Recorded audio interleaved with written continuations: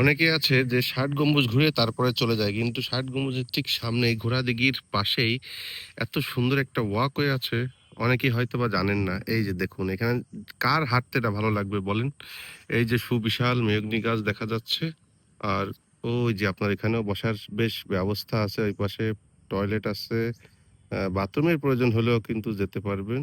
আর এই যে হচ্ছে সেই ওয়াকওয়ে, আর এই হচ্ছে ঘোড়া দিঘি, অনেক প্রাচীন একটি দিঘি। ওই পাশেও বসা যাবে, কিন্তু এখানে কিন্তু টিকিট লাগে। ওই সাইডটাতে টিকিট ছাড়া ঢুকতে পারবেন না, কারণ ওই পাশ থেকে আটকানো আছে। ৬০ গম্বুজের এই সাইডে আটকানো আছে, কিন্তু এই সাইডটা একদমই উন্মুক্ত। যেহেতু এই পাশের এই অধিকাংশ জায়গা এখনো কিন্তু এই যে গেট করা হয়নি, ফাঁকা আছে। তো আপনি যদি একদমই ৬০ গম্বুজ থেকে একটু উত্তরের দিকে যান, উত্তর সাইডে রাস্তা ধরে মগরার দিকে যে রাস্তা, সেই রাস্তা ধরে আসেন, তাহলে এই ওয়াকওয়েটা পাবেন।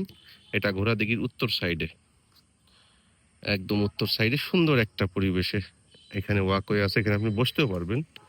জায়গাটা বেশ পরিষ্কার পরিচ্ছন্ন আছে, যদিও এখানে একটু স্যাঁতলা স্যাঁতলা দেখা যাচ্ছে, কিন্তু এটা কোনো সমস্যা না, কারণ রোদ উঠলে আবার এখানে পরিষ্কার হয়ে যাবে। কিন্তু রাস্তাটা কিন্তু অনেক সুন্দর লাগে।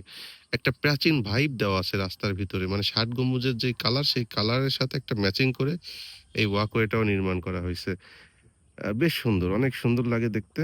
আর ওইখানে গোসল টোসল করলেও করতে পারবেন, সেই ব্যবস্থাও আছে। এই দিঘিতে শুনছি ছোটবেলা থেকে কচ্ছপ আছে, অনেক বড় বড় মাছ আছে শুনছি। আর এখানে যখন এই যে শাপলা পদ্ম এগুলো ফুটতেছে মাত্রই, একটা সময় দিঘিতে প্রচুর পদ্ম দেখা যায়। তো মানে পদ্ম ফুলে ছেয়ে গেছিল পুরো চারপাশটা। এখন তো দেখা যাচ্ছে না ওইভাবে। এখন এগুলা সব পরিষ্কার করা হয়েছে, তো এই জন্য একদমই দেখা যাচ্ছে না আগের মতো। তবে খুব শীঘ্রই দেখবেন, যেহেতু শাপলা এখানে ফুটতে পারছে, সেখানে দেখবেন যে খুব শীঘ্রই অনেক বেশি পরিমাণে আবারও শাপলা পদ্মে একদম ভরে যাবে এই দিঘিটা। আর বেশি দিন নয়, কারণ এগুলো খুব দ্রুত কিন্তু বাড়ে। হ্যাঁ? সো ওই যে দেখতে পাচ্ছেন ছাগলও কিন্তু ওখানে ঘাস খাইতেছে। এইগুলা সব এই দিঘির পানি কিন্তু বেশ অনেক বেশি, কিন্তু বোঝা যায় না কিন্তু ওইভাবে। হ্যাঁ, দেখতে পাচ্ছেন যে ওই কর্নারে হয়তোবা ছাগল ঘাস খাচ্ছে, হয়তোবা পানি কম, কিন্তু তা না। দিঘির গভীরতা বেশ অনেকখানি। হ্যাঁ, অনেক প্রাচীন দিঘি তো।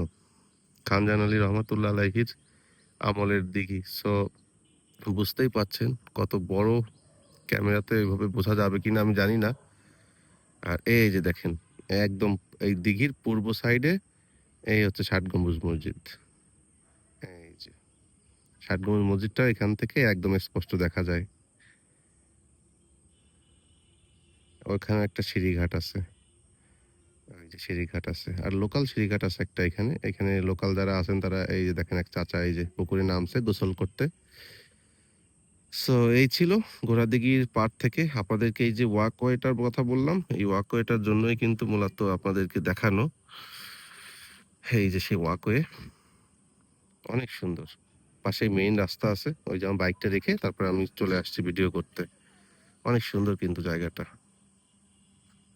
আর যেহেতু বর্ষা মৌসুম, তা একটু আবহাওয়া এবং চারপাশটা একটু মেঘলা মেঘলা, এই জন্য ভালো করে দেখাতে পারতেছি না। কিন্তু একটু যদি শীতকালে অথবা গরমের দিকে আসেন, তাহলে মানে সব জায়গায়ও যদি আপনার গরম থাকে, ঘামে ভিজে যান, তাহলে এখানে আসবেন। এই প্রকৃতির সান্নিধ্যে সুন্দরভাবে আপনি বসে থাকবেন।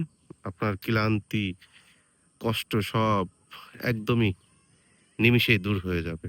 অনেক সুন্দর পরিবেশটা। তো ভিউয়ার্স, সেখান থেকে বিদায় নিচ্ছি এখন। দেখা হবে পরবর্তী কোনো ভিডিওতে। সবাই ভালো থাকবেন, সুস্থ থাকবেন। আল্লাহ হাফেজ।